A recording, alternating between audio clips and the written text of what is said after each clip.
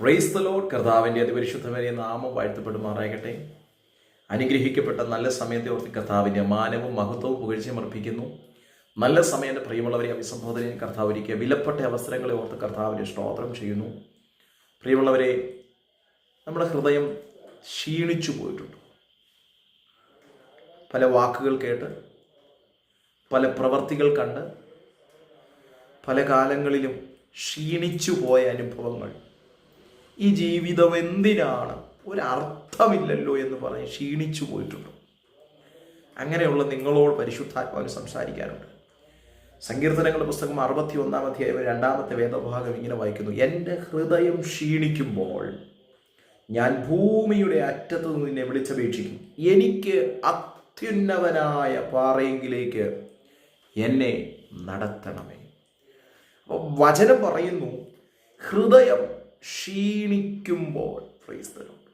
എങ്ങനെയാ ഹൃദയം ക്ഷീണിച്ചു പോകുക എന്ന് പറയുന്നത്? നമ്മൾ ഭയങ്കര സന്തോഷം അനുഭവിക്കേണ്ട സന്ദർഭങ്ങൾ, ഭയങ്കര സന്തോഷമൊക്കെ ജീവിതത്തിൽ ഉണ്ടാകുമെന്ന് പ്രതീക്ഷയോടിരിക്കുന്ന ചില സാവകാശങ്ങൾ, സന്ദർഭങ്ങൾ ഉണ്ടാകാറുണ്ട്.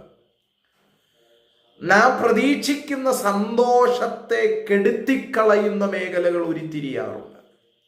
Praise the Lord. എന്ന് പറഞ്ഞാൽ ഹൃദയം ക്ഷീണിക്കുകയാണ്.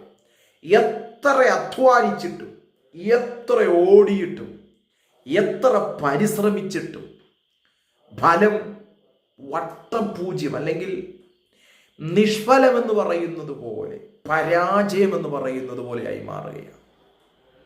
പത്രോസിനോടും കൂട്ടരോടും ഒരു ഗെന്നസരേത്ത് തടാകത്തിലേക്ക് ചെന്ന് ചോദിച്ചാൽ അവർ പറയും, ഗെന്നസരേത്ത് തടാകത്തിലെ മീൻപിടുത്തം ഞങ്ങൾക്ക് വളരെ പരിചിതമാണ്. എന്നാൽ ഞങ്ങൾ ഇപ്പോൾ ഫേസ് ചെയ്യുന്നത്, ഞങ്ങളുടെ ഹൃദയമാകപ്പാടെ തളർന്നു. ഒരു രാത്രിയുടെ അധ്വാനങ്ങൾ മുഴുവനും നിഷ്ഫലമായി പോയി. Praise God. ഒരു രാത്രി ഞങ്ങൾ പരിശ്രമിച്ചത് മുഴുവനും വട്ടപൂജ്യമായി പോയി. Praise the Lord. അപ്പോൾ തന്നെ പഴയ നിയമത്തിൽ മോശയോട് ചോദിച്ചാൽ, ചെങ്കടലിന്റെ തീരത്ത് വന്ന് നിൽക്കുമ്പോൾ അവരോടൊരു ചോദ്യം ചോദിക്കാം: ഇറങ്ങിയപ്പോൾ മുഖത്തുണ്ടായിരുന്ന സന്തോഷമില്ലല്ലോ ഇപ്പോൾ. മിസ്രൈമിന്റെ അടിമച്ചങ്ങലയിൽ നിന്ന് നിങ്ങൾ ആരാധിക്കാൻ പുറപ്പെട്ടപ്പോൾ മുഖത്തുണ്ടായിരുന്ന ചിരിയും ഹൃദയത്തിൽ നിന്ന് തുളുമ്പി വന്ന ആനന്ദവും ഇപ്പോൾ ആ മുഖത്ത് കാണുന്നില്ലല്ലോ. എന്താ? നിൽക്കുന്നത് ചെങ്കടലിന്റെ മുൻപിലാ. അവരുടെ പ്രതീക്ഷകളെ അപ്പാടെ അസ്തമിപ്പിച്ചുകൊണ്ട്, അവരുടെ പ്രതീക്ഷകളെ അപ്പാടെ ഇല്ലായ്മ ചെയ്തു കളയുന്ന, അവരുടെ പ്രതീക്ഷകളെ മുക്കിക്കളയുന്ന ചെങ്കടലിന്റെ മുൻപിൽ വന്ന് നിൽക്കുകയാണ്. എൻ്റെ ഈ സന്ദേശം കേട്ടുകൊണ്ടിരിക്കുമ്പോൾ ചില കുടുംബങ്ങളെ നോക്കി പരിശുദ്ധാത്മ വിവേചിക്കുന്നു.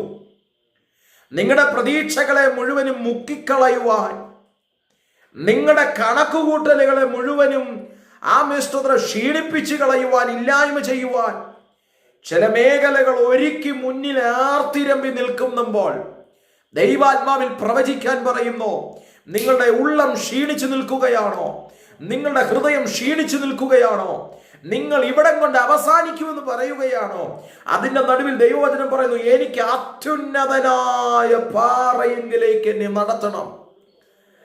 എല്ലാ മുഖത്തേക്കും നോക്കി, എല്ലാ വാതിലുകളിലേക്കും നോക്കി, എല്ലാ വാതിലുകളും കൊട്ടി നോക്കി, എല്ലാം പരാജയപ്പെട്ടും അവസാനിച്ചും പോയെന്ന് ചിന്തിച്ച് ക്ഷീണിച്ചു നിൽക്കുന്നെങ്കിൽ, അത്യുന്നതനായ ദൈവത്തിന്റെ കരം ക്ഷീണിച്ചിട്ടില്ല.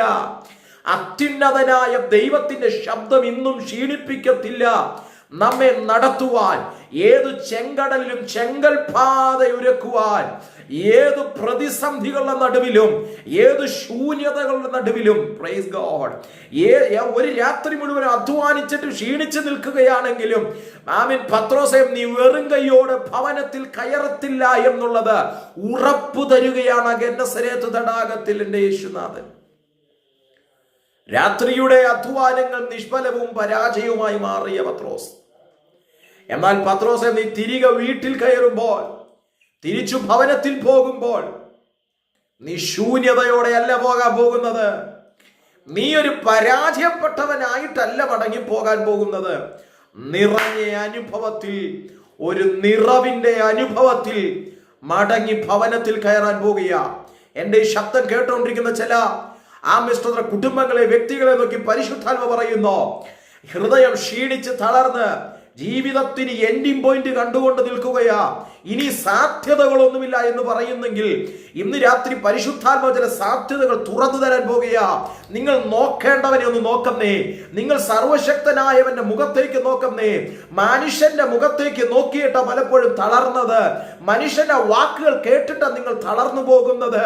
ദൈവത്തിന്റെ ശബ്ദം കേൾക്കുവാനും ദൈവത്തിന്റെ മുഖത്തേക്ക് നോക്കുവാനും ഇന്ന് രാത്രി നിങ്ങൾ ഒരു തീരുമാനമെടുക്കുന്നെങ്കിൽ നിങ്ങളുടെ ഹൃദയം ക്ഷീണിച്ചു പോകുന്നിടത്ത് നിന്ന് അടുത്ത ചില വാതിലുകളും അടുത്ത ചില വഴികളും തുറന്ന് മുൻപോട്ട് നടത്താൻ, നയിക്കാൻ കരുത്തുള്ളൊരു ദൈവം നിങ്ങൾക്ക് വേണ്ടി പ്രവർത്തിക്കുവാനിടയായി തീരും. പ്രിയപ്പെട്ടവരെ, ഹൃദയം ക്ഷീണിച്ചു പോയോ? ചിലര് പറഞ്ഞ വാക്കുകൾ കൊണ്ടാണ് ക്ഷീണിച്ചു പോയെ. ചിലര് പറഞ്ഞ ആ വാക്കിനകത്താ ക്ഷീണിച്ചത്.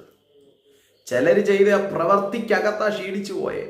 ഞങ്ങൾ ഒട്ടും പ്രതീക്ഷിച്ചില്ല ഈ വ്യക്തിയിൽ നിന്ന് ഇങ്ങനെ ഉണ്ടാകുമെന്ന്, പക്ഷെങ്കിലുണ്ടായി. അതുകൊണ്ട് ക്ഷീണിച്ചു പോയവരുണ്ട്. നിങ്ങൾ ആ മുഖത്തേക്കുള്ള നോട്ടവും ആ ചിന്തകളും എടുത്തു കളഞ്ഞ് സർവശക്തനായ ദൈവത്തെങ്കിലേക്ക് ഒന്ന് നോക്കാൻ കഴിയുമെങ്കിൽ നിങ്ങളെ നടത്താൻ, നിങ്ങളെ നയിക്കാൻ, കരുത്തോടെ മുൻപോട്ട് കൊണ്ടുപോകാൻ, ഏതു പ്രതിസന്ധികളുടെ നടുവിൽ ഇറങ്ങി വരാൻ, ഏതു ഗെന്നസരത്തിന്റെ പരാജയത്തിലും ഇറങ്ങി വരാൻ ആ കർത്താവിന് കഴിയും. വളരെ പ്രാർത്ഥനയോടും ദൈവാശ്രയ ബോധ്യത്തോടും കർത്താവിന്റെ മുഖത്തേക്ക് നോക്കാം, മുൻപോട്ട് പോകാം. കർത്താവ് വചനങ്ങളാൽ നമ്മെ അനുഗ്രഹിക്കട്ടെ. God bless you. Thank you.